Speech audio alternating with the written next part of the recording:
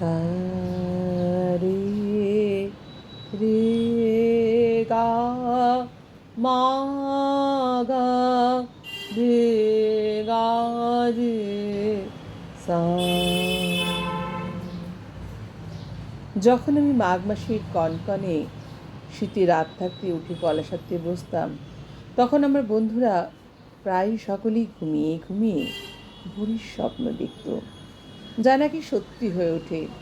আমি তানসারগামের ওঠাপড়ায় বুড়ি হয়ে থাকতাম।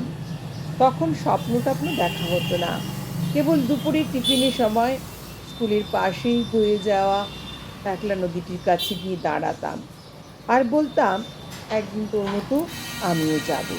নানা দেশ মানুষ আর নানা অচেনা জগতে, দেখিস একদিন ঠিক যাব। পুজোর সময় বন্ধুরা দল বেঁধে ফুচকা খেত, ডাকলেও আমি ওদের দলের ভিড়িনি। গলার যত্ন, উঁচু ক্লাসে অনেকের বই খাতার ভাঁজে যখন সিনেমার ছবি, তখন আমার ব্যাকরণ খাতার পিছনে মলাটে দরবারি নতুন তান লেখা। আমার গান আমার হাত ধরে নিয়ে যাচ্ছিল অন্য পথে। অনেক দূর থেকে দেখা যাচ্ছিল অন্য আকাশ, অন্য আলো, অন্য রং। কনে দেখা এক অপূর্ব আলোর বিকেলে আমার বিয়ে হয়ে গেল। সানাই, রঙিন বেনারসি, রজনীগন্ধা ফুলসজ্জা রাতে বিসমিল্লা সাহেবের সানাই বাজছিল জয় জয়ন্তীর আগে। ভারী ইচ্ছে করছিল পাশে শুয়ে থাকা অজানা মানুষটির সঙ্গে বন্ধুত্ব করি। জানো এটা কি রাগ? লজ্জায় জিজ্ঞাসা করা হয়নি।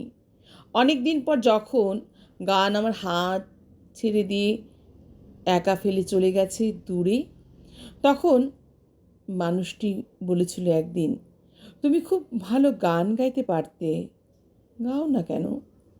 আমি উত্তর দিইনি। বিছানায় ঘুমিয়ে থাকা নিষ্পাপ এক শিশুর মুখের দিকে তাকিয়েছিলাম অপলক। আমাদের মেয়েকে গান শেখাবো বড় হলে, কেমন? আমি চিৎকার করে উঠলাম, না। চিৎকারে ঘুম ভেঙে কাঁদতে লাগলো ছোট্ট মেয়ে। চিৎকারে অবাক হয়ে থমকে রইল আমার স্বামীর চোখ।